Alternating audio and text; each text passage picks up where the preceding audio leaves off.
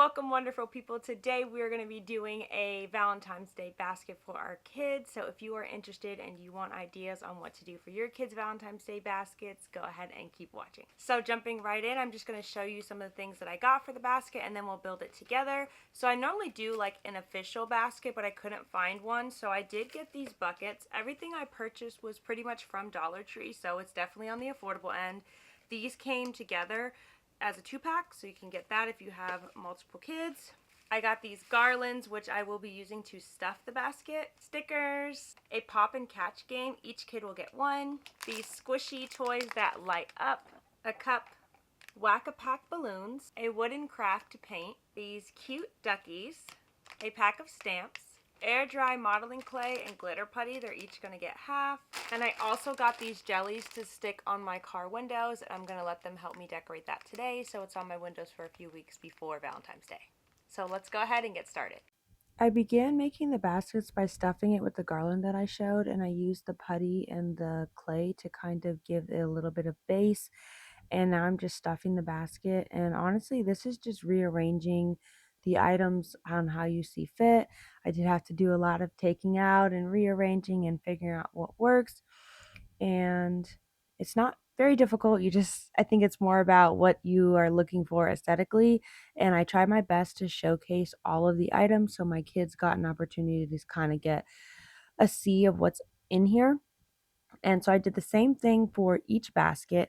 And then when I was done, I got some shrink wrap, and you can get those bags on Amazon. I can link those.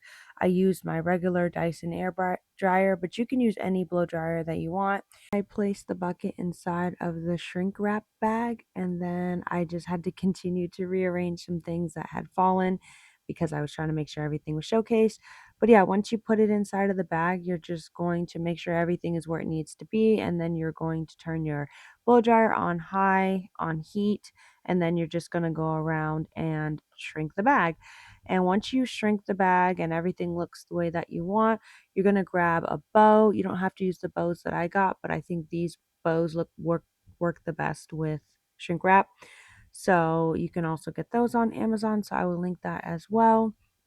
And that is basically how I create most of the baskets that I make for other people as well as my kids.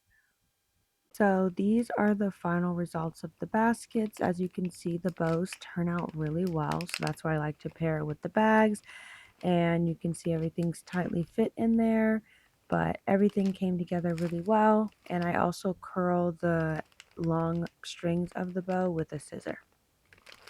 In addition to my kids' Valentine's Day baskets, I also make a little trinket for their classmates. It is totally fine if you stick with these little pre-made things where you can just write the name on it.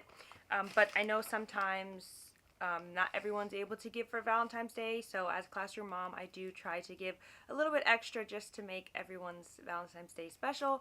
So I have these little baggies that I put in there, and then in each bag, I'm gonna either do one of these, which is the putty, or one of the gels, or one of these items, or these kazoos. I want to mix and match so not every kid gets the same thing. Everyone's going to get a little Valentine's Day bubbles, and I'm going to put Skittles or Starburst in everyone's bag.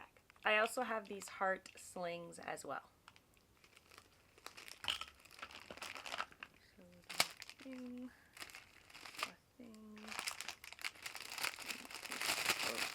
I will show you guys a finished product as well as the little custom made tags that I do with my kids' faces on it.